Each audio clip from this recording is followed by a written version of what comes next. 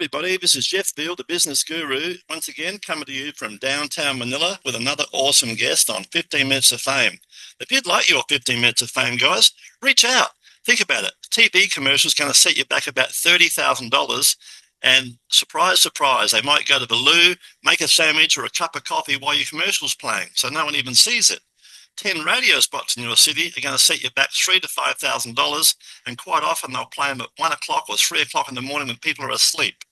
So guys, if you want 15 minutes of fame, we put you across all the social media channels, your Facebook groups, your LinkedIn, your Quora, your Reddit, and of course, YouTube. Please reach out and we'll put all your links across all those channels and put you in front of thousands of potential clients. Now, today I've got a very awesome guest. I'm going to have a look down here. I'm gonna muck this up for sure. I'm full of drugs, guys. I broke my shoulder. I'm full of pills at the moment. So we have, I think I'll do well. We've got Alyson 𝐌𝐢𝐧𝐮𝐭𝐞𝐬. She's the director of her own company, 𝐷𝐢𝐻 Retail Marketing Solutions, and she'll tell you all about that very shortly. And she's a Melbourne girl, my home country of Australia, but I left. She's still there. Marketing, business strategy, retail and retail property. So she'll tell you all about that shortly. She's done this for a little while. She's done it for 25 years, guys. Imagine what she knows about retail. Imagine the ways that she can help you improve and grow your business. And remember, guys, as my business coach told me, you don't know what you don't know. So reach out, have a cup of coffee, a cup of tea, glass of wine with Alyson virtually, and spend half hour with her and see if she's able to help you in your business. You're all out there struggling. You don't need to struggle. Get smart. Get street smart, right? Brief description of a business. 𝐷𝐻 Retail Solutions operates at an intersection of retail and retail property where consumer behavior, asset performance, and place-making meet. We deliver end-to-end solutions that align business strategy and marketing execution with the ESG principles, which she's going to tell you about shortly, embracing the principles of the donut economics. Now, is there a hole there somewhere? And the need for future-proof retail ecosystems. As a change agent, 𝐷𝐻 bridges the gap, and there's a lot more here, guys, I can tell you. The key achievements, some of many, shopping centre of the year, 6 months after opening. How cool is that? The first six-star, Green Star rated retail centre. And too many subsequent ones to mention. Each project we've worked on since has an average capital value improvement, you ready, guys, of 30%. You like those numbers in this day and age, right? An average return of 20 to 1. Right, being invited to be part of the Jenner Declaration and also course advisors to La Trobe Uni were big moments for me. My social enterprise work with big brothers and big sisters but have been my most rewarding. Personal motto, life is either a daring adventure or nothing at all. Some of you guys haven't left your own suburb, let alone the state, let alone overseas. Guys, you're not coming back, I promise you. If you think you're coming back, leave me your money and I'll give you double when you get back. But you're not coming back.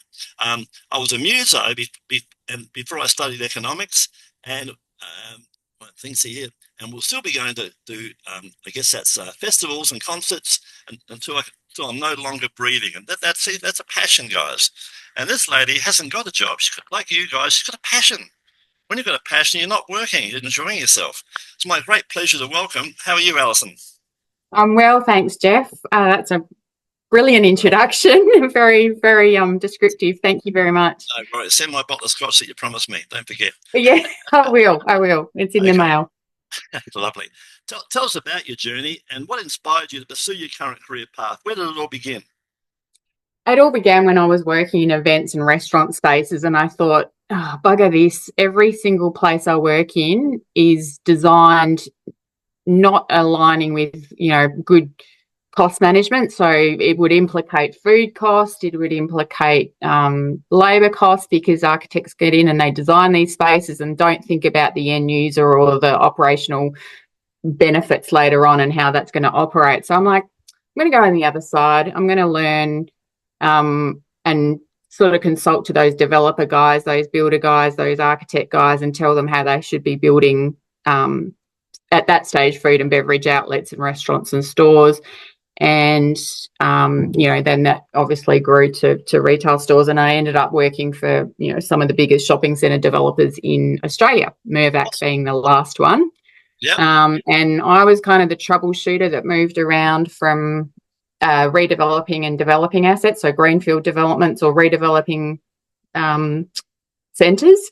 I'd go and consolidate that centre, so mentor all the retailers within the shopping centre and get them sort of up and firing. And that's what you spoke about, that donut economics, like that ecosystem. It's every single person in that centre is a stakeholder.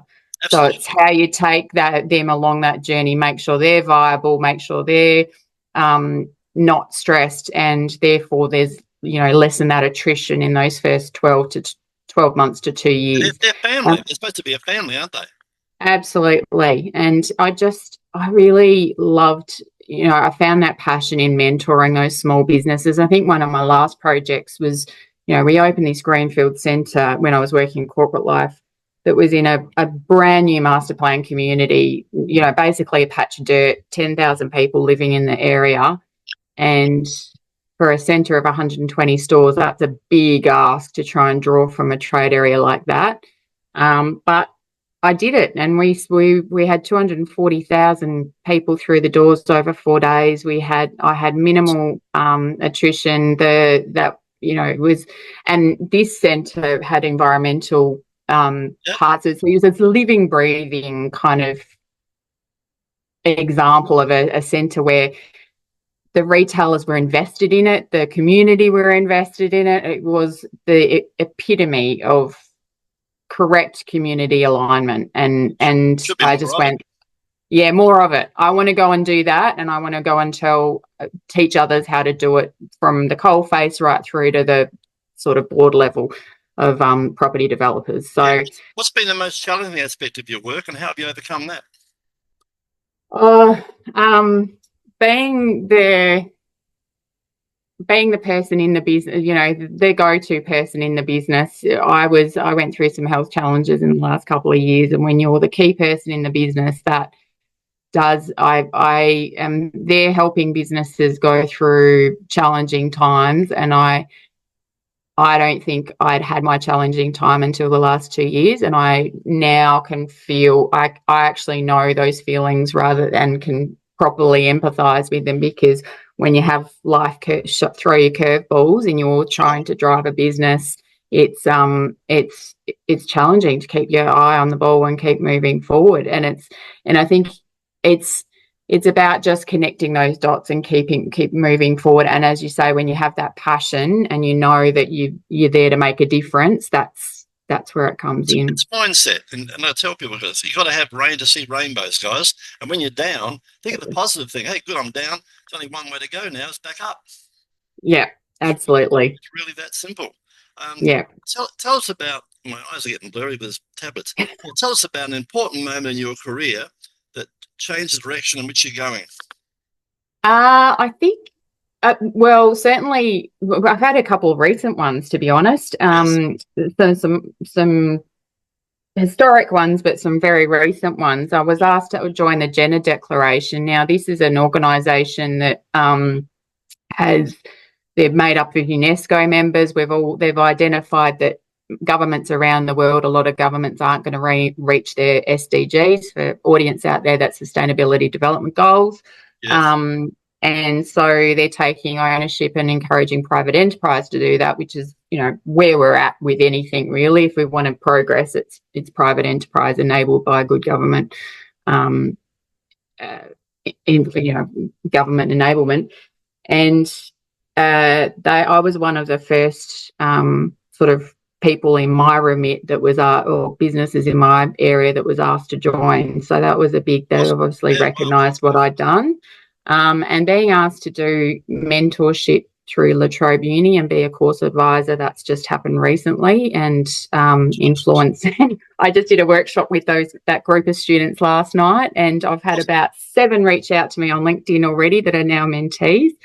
So I think, thank you. I think it's sort of encouraging that more mentorship business coaching side of where I've kind of, I guess, that evolution of my business, not just the agency and provision of an agency type service, but really coaching and consulting people through the process and holding their hands. And I think that's kind of embedded that thought in my head. So that's a couple of things. I think winning Shopping Centre of the Year in my final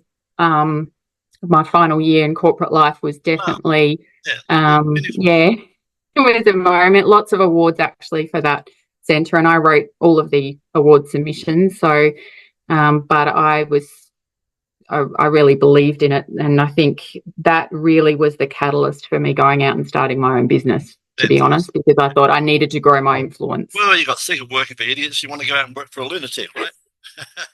You said it, Jeff, not me. That's how I see it. I know. I like progress, and sometimes you don't get that opportunity. So you've taken it. You've done it. You're in feet first. And that's it, guys. It's a challenge, right? Challenge yourselves, guys. You never know where you'll be. But stay stuck in corporate world. You'll be told what to do most of your life. Get in your own world, and you can tell yourself what to do, right? In your opinion, what are the key qualities and skills that have helped contribute to your success?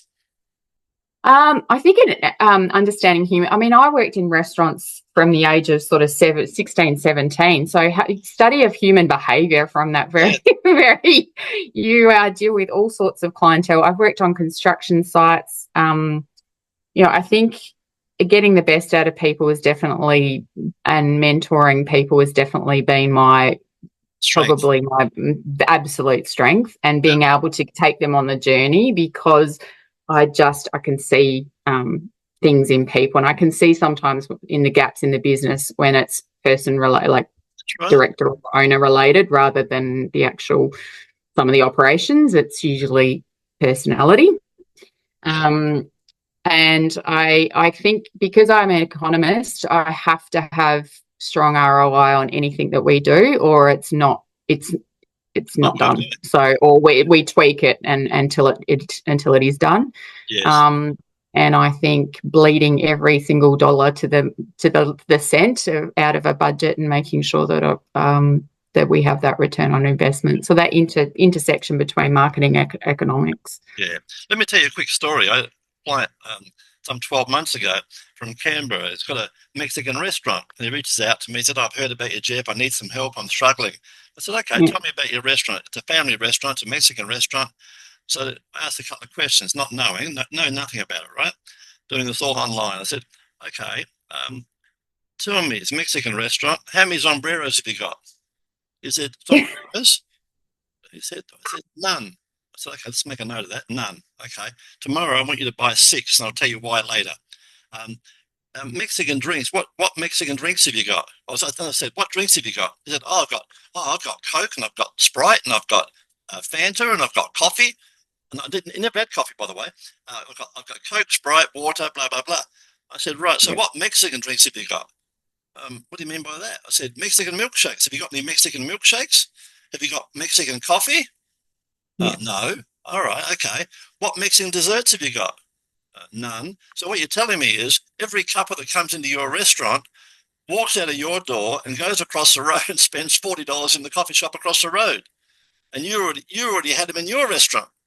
Now these sombreros, I want you to put them on your Mexican restaurant. I want you to play some Mexican music, low, not loud, in the background, and I want you to walk around with Mexican sombreros, and then take 4 of those Mexican hats from the background, from the back, and put them on people's heads and take pictures of them. As I told you that story about the picture later. And then what you're going to do, you're going to send that picture to them by email saying, "Having a wonderful time at Charlie's Mexican restaurant," with your phone number and your QR code on it. And guess what they're going to do? They're going to put it all across social media for you. Right? And he goes, "It's "Wow, so this is simple." awesome." I go, "Mate, it's common sense." Right? So I went on ChatGPT, looked up Mexican milkshakes. It gave me 6. I gave him 4. I looked up Mexican dessert, same deal. And I said, "And have a star of the show. Get a couple of those ice creams, put some brandy on them, set it on fire, and walk through the restaurant. Only a small fire, of course. Walk through the restaurant as a showpiece, and give that to the birthday person. Come on, this is not difficult." Anyway, bottom line, within 3 months, he was up 40+%. So there it is. And by doing what you're doing with your clients, using common sense, right? Yeah. Curiosity and critical thinking. It's very, very simple. And it's not even critical thinking. It is common sense thinking, as you rightly pointed out, Jeff. Like, yeah. Anyway, tell our audience, how do you stay motivated and continue to innovate in your field, which you're obviously doing? Lots of reading, lots of listening, obviously following people like you. I do meditate every morning. I love that.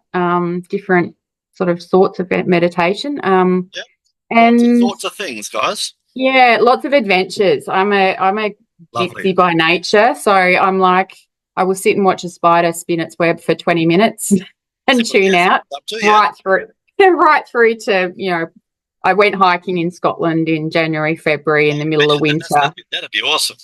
Yeah, it was mad. It was madness, and I loved it, and it was wild. And where's Scotland? I'm just curious, with your partner, or what?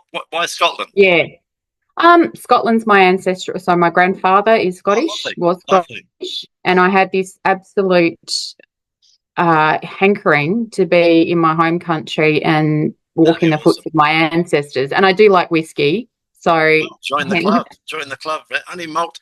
When you send it, only malts, all right? Nothing. So, nothing else will be sent, Jeff. Not on my watch. Yeah, not on my watch. I'm going to tell you a funny story. I was in the food business. There's a guy. He's still in Melbourne now. Wonderful guy. His name's Adam. He owns guys. He owns retail. He's got great food called Fabulous Catering. Anyway, Adam was a young boy in his garage. I reached out to him. He's in his garage. I know the numbers. In his garage, Dad's garage, about 15 odd years ago, turning over $167,000 a year, doing okay, making it earn, right? He now turns over $7 million. Now, the first year after we started getting some traction for him, he came up and stayed at my place for 2 weeks. I took him out to restaurants. He never spent a dime. To thank me, he bought me, you ready for this one? He bought me a bottle of Red Label. That's the worst scotch you can get, guys. He bought me. He didn't know. He's only a young boy. Yeah. And not only that, he bought me half a bottle, not even a full bottle, right? Half one. And what I did, it was a really funny story. You'll love this. What I did, I said, "Oh, thank you so much." I gushed all over it. I opened it up, and I started walking around the room. And he said, "What are you doing? What are you doing?" And I started splashing it all over my plants. I said, "I'm so happy. My plants love this stuff." Right? I said, "But I don't drink this shit." Right? I took him into my office. I opened up the door, and I had, your Glenfiddichs, your Macallums. I had about $4,000 worth at that time of scotch sitting in my little bar where clients used to come, and I'd give them a Scotch and Coke. I love my Coke with my Scotch, right? I'm not a purist. It's supposed to be with water, but never mind. So that's my Scotch story with Adam, and it was a funny story. And he still relates to it to this day. And by the way, he went back to just a funny story, which I also didn't like either. He didn't know. He went back and he sent me a beautiful big bottle, a litre, I think, of Johnny Walker Blue Label, which is about $300 worth. Yes, yeah. It's only a blend. Yeah. It's overpriced crap, right? Yeah. Anyway, absolutely. That's another story. He knows now. He's into the Japanese whiskies now. He's a good guy. He's gone the other way. Yeah, he has. Very much so. Now, where are we? We're saying motivated, right? We've done that one. How do you tell us about a recent project or achievement? You mentioned a few. Tell us one you're really proud of. What's your proudest moment in your field? Oh, so many. I think the shopping centre sounded bloody awesome. Sorry. The shopping centre sounded awesome with the. Oh yeah, that was managing the first 6-star Green Star rated centre and getting that off the ground and working with industry bodies to make sure that operationally it was doing what it was intended to do. Yep. That was, and I learned so much. My background sustainability economics, so I learned a lot about. This was back in 2007, so quite a long time ago. That was certainly a highlight, and that was back in my corporate career. But even just repositioning centres, franchise. I had I was at my hometown's Adelaide, and Adelaide Central Market. Me too. Oh, Jeff, we're the best. Grew up in Port Adelaide, right next to Port Adelaide Oval, and true story. And then I went to lived at where did I live? Blair Athol, and went to Nailsworth Tech. So you're not a Port supporter then? I was, and now I'm into rugby league's my big. Rugby. I got away from the AFL. I had to push his game now. I won't hold that against you because I'm a Crow supporter. But yeah, so I was helping it. So Adelaide Central Market's going through a redevelopment, and there was a time period there where we had to sort of hold the asset and make sure that the retailers, that they were, there's years of time where they didn't really know what was going on. Yeah. So I worked with a few of them to sort of make them more comfortable, keep them going while they were sort of working through all of that, and helped one of those businesses actually franchise and have other businesses. So that was awesome. Great. And yeah, working with those, these are generational businesses. Yes. So you don't want to see them close down. You don't want to see that. They do what they do well, and it's trying to extend that and amplify that and keep them going through challenging times. And I think, we had a maximum tenant retention. They were ready to reposition the centre, ready for a redevelopment, and it also enabled these guys to look at what they were doing and reassess and basically go on you're helping the ones who want to. You're helping small business become big business, right? If they want to take the journey with you, right? Yep. Tell me, what advice would you give some young aspiring person to follow in your footsteps? What would you tell them? Believe in yourself. I think that took a long time for me to do. I think I would. Yeah, no one's going to save you guys. No one. Save yourself. No one is going to save you. So you are your own person, and follow the bouncing ball. Don't try and everyone's looking for silver bullets and golden gooses and everything. Equip yourself with knowledge. Read, extrapolate out, just extract out little nuggets. Like even with you and I today, Jeff, I've extracted out quite a few nuggets, and it's like you are always learning. And absolutely. I learn from conversation, from knowledge, from reading, from listening. But I would say believe in yourself. I think these guys have so much knowledge at their fingertips that we didn't have when we were going through. I'd suggest them too. They reach out to people like you and get a mentor. Shave 5-10 years off the journey, guys. Get a mentor. There's people that we like to help. We're happy to mentor them. It costs you nothing. A cup of coffee online on Zoom, right? So reach out, get a mentor, and get some advice. And they'll give you. They'll say, "Don't go that direction. That's the wrong way to go." They'll tell you to embrace AI. AI is not going to take your job. It's going to take the jobs of people that don't learn AI. Absolutely, AI is fantastic. You work with it. And it helps you have some free time to actually strategize and be creative. It takes away the crappy jobs that we don't really want to do. And if you want to write an email to your landlord, just say, write an email to my landlord explaining I can't pay the rent this week. And it'll put all the perfect wording there. It's a work of art. Absolutely. Well, I was saying to you earlier before we had got online that we created our own tech. I think that's probably another proud moment. While I was not well, I've created a tech stack that integrated sales and marketing and automated a lot of those marketing functions for our clients, and it's all internalized, all individual AI agents. So, privacy, security, everything's there, and it's automated, and it's just freed up so much of my team's time. We've improved our productivity tenfold. Lovely. Good to hear. Looking ahead, what are your goals and aspirations for the future?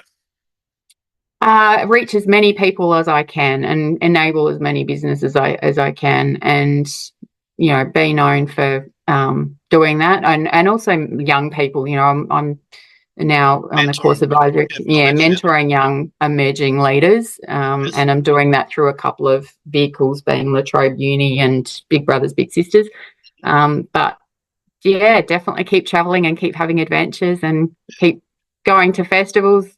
Yeah, that's a good one. I love that one. Let me have a look here. What's my last one here? Yeah. How can people watching this show and listeners reach out and find out more about your wonderful work? What's the best way?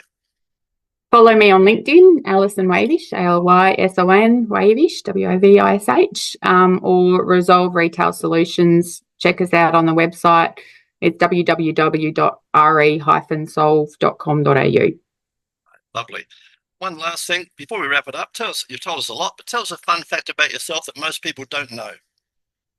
I was an opera singer in my youth. Singer. Wow, how cool is that? Yeah, I studied music at uni first, and I excelled at arranging music, which is interesting because I arrange people and businesses now, and I arranged music back then. So yeah, that was what I did before I got into uni. I'll share my fun fact.